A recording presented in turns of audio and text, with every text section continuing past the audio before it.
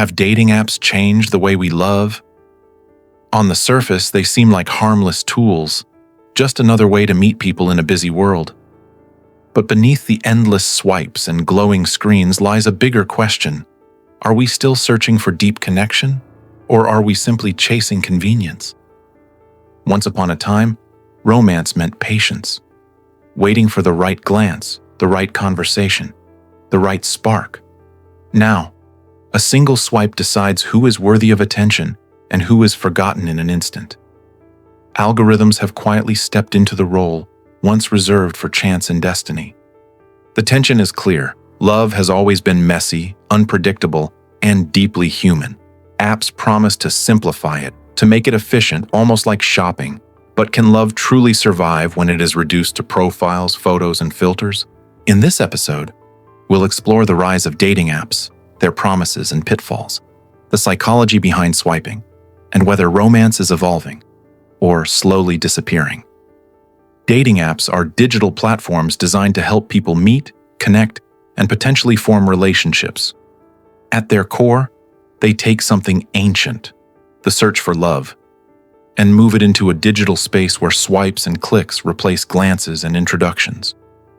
The story began in the early 2000s when Tinder popularized the swipe system.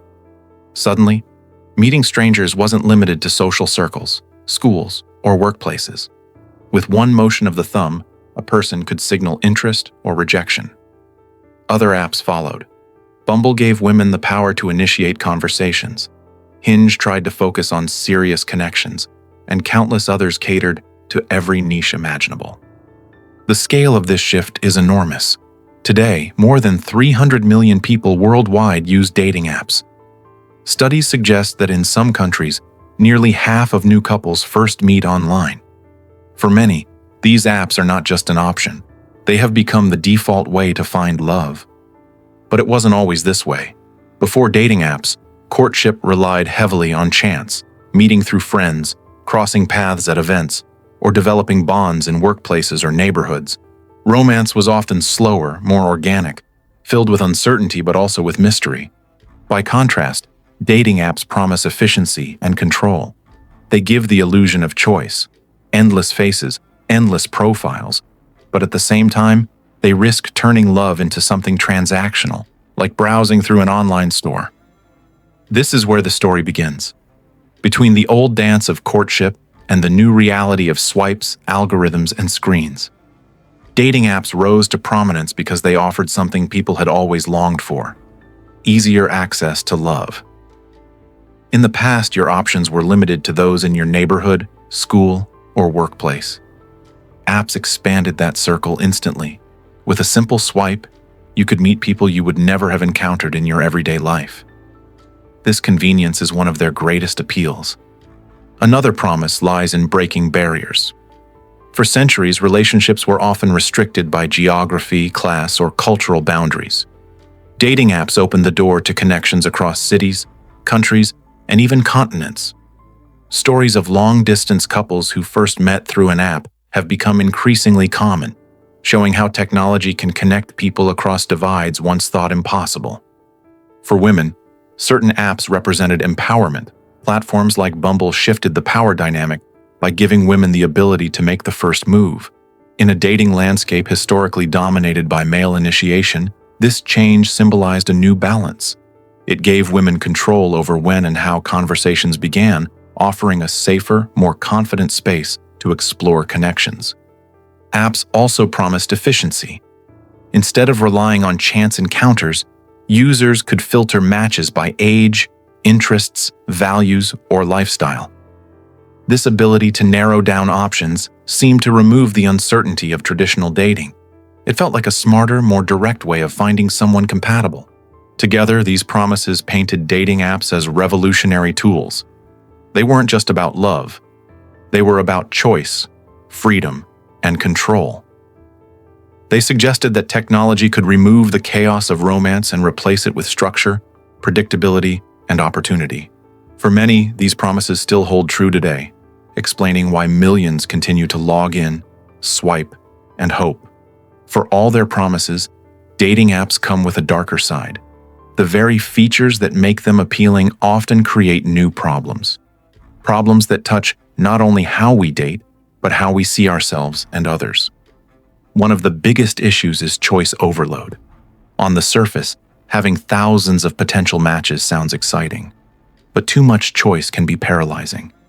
Instead of deepening connections, users often fall into endless swiping, always wondering if someone better is just one swipe away. Psychologists call this the paradox of choice. The more options we have, the harder it becomes to commit. Then there's superficiality. Profiles are often reduced to a handful of photos and a short bio. In that quick scroll, appearance tends to dominate over personality, values, or character. This emphasis on looks can make dating feel like a marketplace, where people are judged as products rather than as complex human beings. It reinforces shallow standards and can distort what we value in a partner. The apps are also designed with gamification in mind. Each swipe, each match, creates small bursts of dopamine, the same brain chemical triggered by winning a game or getting a social media like.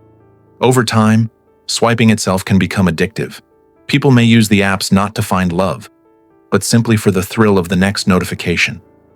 Love becomes entertainment, reduced to a cycle of instant gratification. Then comes ghosting and disposability. Because matches are so easy to make, they are just as easy to abandon. Conversations vanish without explanation. Connections are dropped without closure. This creates a culture where people are treated as disposable, undermining the trust and respect that relationships need to grow. Finally, the impact on mental health and self-esteem is significant. Constant rejection, lack of replies, or being compared to endless other profiles can take a toll. Many users report feeling anxious, inadequate, or even lonely despite being surrounded by options. Ironically, the very apps designed to bring people closer often leave them feeling more isolated. Together, these problems highlight the central paradox. Dating apps promise love, but they often deliver frustration. They give us access to more people than ever before, yet they risk eroding the very qualities, patience, depth, vulnerability, that make love meaningful. Stories bring these ideas to life, showing how dating apps have reshaped real experiences. Consider Anna and David, who met on a dating app in 2016. What began with a swipe turned into months of late-night conversations, shared travels, and eventually marriage.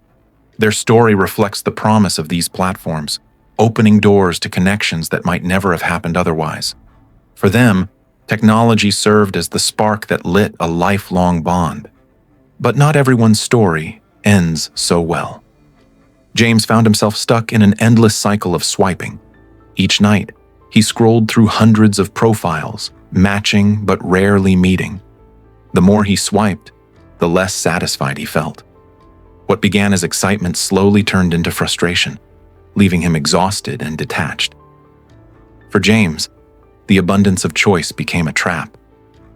Then there's Maya's story. She connected with someone she thought was genuinely interested. They chatted for weeks, building what felt like trust. Then one day, without warning, the messages stopped. She had been ghosted. That silence left her questioning not only the other person, but her own worth. The emotional toll of disappearing acts like this is hard to measure, yet it is now a familiar experience for millions. Finally, we see a cultural divide. Younger generations often embrace dating apps as the natural way to meet. Older generations, however, sometimes see them as shallow or impersonal. This divide reveals just how quickly technology has reshaped courtship, creating different worlds of romance depending on when you were born. These stories remind us that dating apps are not simply good or bad. They are tools that create opportunities, but also challenges, reshaping love in ways that are deeply human, yet deeply complex. Psychologists and philosophers have long tried to explain why dating apps feel so powerful and so troubling. From a behavioral psychology perspective, apps are designed around reward loops. Every swipe, every match, releases small bursts of dopamine, the brain's feel-good chemical. This mirrors the mechanics of slot machines. Wins are unpredictable, but the possibility keeps us hooked. The design is less about love and more about keeping people engaged.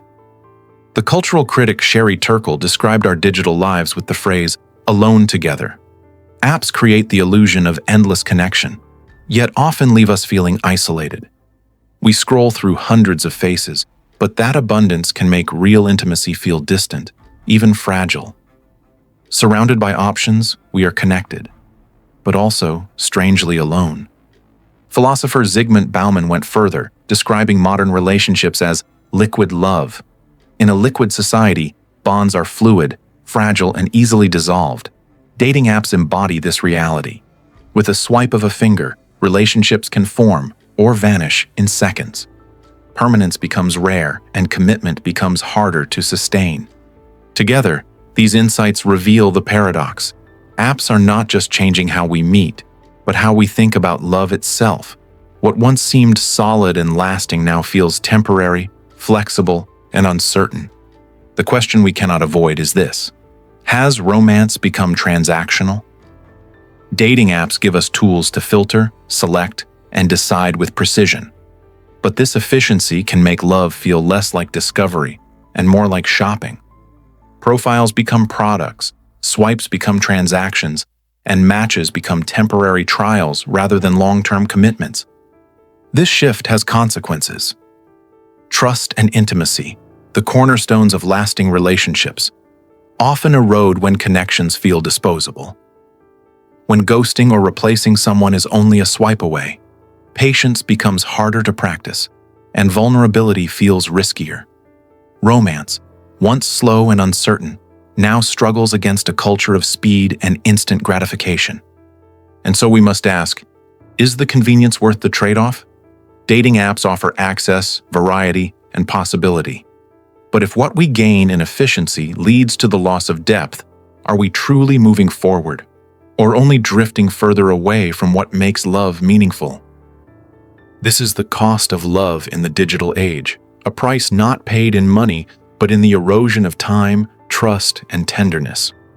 If dating apps are here to stay, the challenge is not to abandon them, but to use them more mindfully. That begins with setting limits and intentions. Instead of swiping endlessly, ask yourself what you are truly looking for and use the app as a tool rather than a pastime. Equally important is balancing online and offline encounters.